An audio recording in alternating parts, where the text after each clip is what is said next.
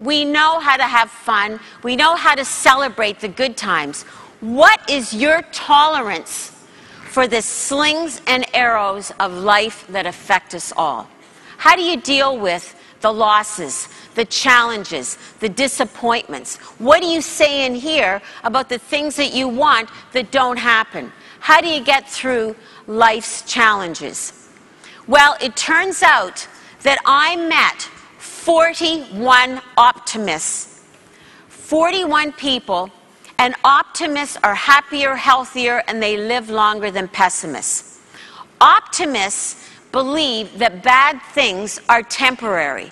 They're not all pervasive. Things will get better. They're able to compartmentalize events so that it doesn't contaminate their entire life. Whereas pessimists live in the future, worrying about things that might happen, could happen, what if they happen. They down spiral things into the worst possible conclusion.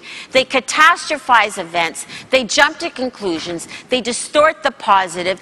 They minimize the positive, maximize the negative, and it really makes them feel inside and out not very good. So how do you become an optimist if you think you lean to being more of a pessimist? What you need to do is start listening to the stuff that you say to yourself. How often are you wrong? How often do you get yourself worried about something and then after it's over, gee, what was the big deal about it? It all starts with our brain. Our thoughts, our perceptions, our beliefs, our past experiences, our worries.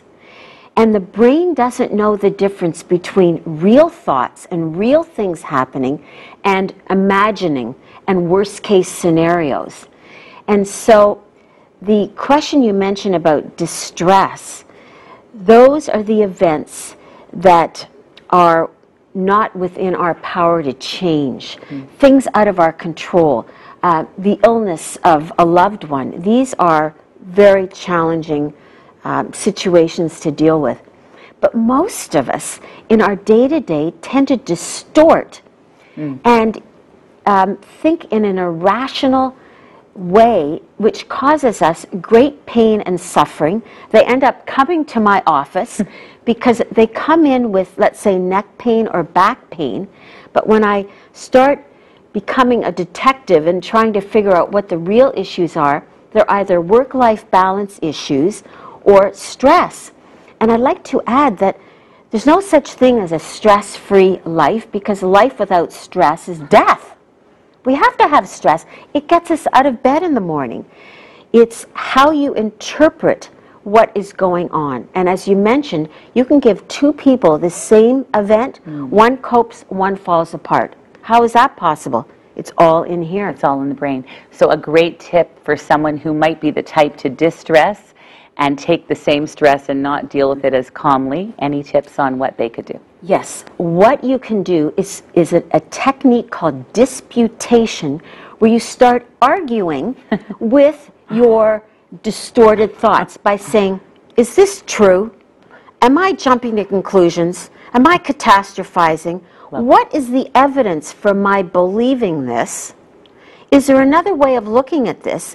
And you keep peeling away the layers, and you find out that if you are saying, oh, I'm always having this difficulty, or things are always falling apart, or I'm never going to blah, blah, blah, when you say always and never, that's one of those distorted thoughts. Of course.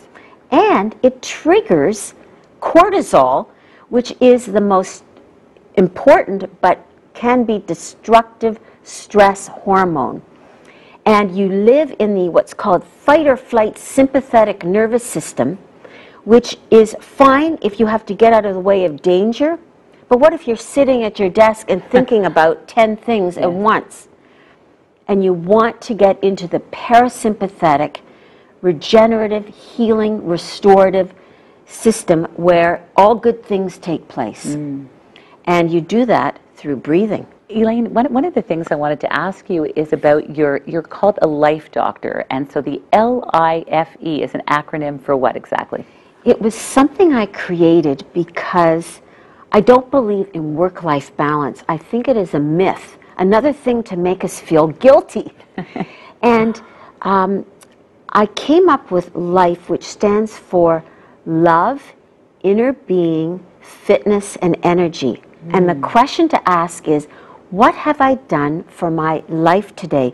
It is a daily check-in that people can do to see that they are living more of a balanced life than they think they are. They need to give themselves credit. So how it would work, it would be, I had lunch with a girlfriend today, so that's L. Or I hugged my kids, or I took my dog for a walk. It could be a pet, or I did something for the community. So it's all about connectedness, healthy relationships. The I, inner being, is about the things that nurture your spirit, your soul, that make your eyes moist. And that could be meditation, breathing, gratitude, reflection, Singing, dancing. Anything that touches your spirit. Fitness is self-explanatory. The E is individual. It's anything that you think would give you energy. So nutrition, a great sleep, which is so important for us. Touch, listening to music, something like that. So you might say, well, I had a great breakfast today, or I went to bed 15 minutes earlier. Well, you've had your mind stimulated. Now it's time for the body. I'd like everyone to stand up. And this is perfect. Drop your notes. This is a perfect routine that you can do in your office, stretching in a confined space. We are going to stretch these muscles, the trapezius. These are also nicknamed the worry muscles. All our tension is stored in here. Doing shoulder shrugs, great big circles back. Just get all that tension out. You know, the expression, I'm carrying the weight of the world on my shoulders, that's where it goes. And now the other direction. Just get all that tension out. In your office, on the floor, close the door. Look what you can do. You can do the plank in a suit. You can talk on the telephone. Hi, how are you? Yes, yeah, I'm really busy. It's amazing. And think of the core work you're doing. You could, you could do emails with one hand, check your BlackBerry, bring your leg up. There's no excuse. You can do everything in your office. So enjoy, and I hope you feel better. Thank you. Thank you, Elaine. Thanks.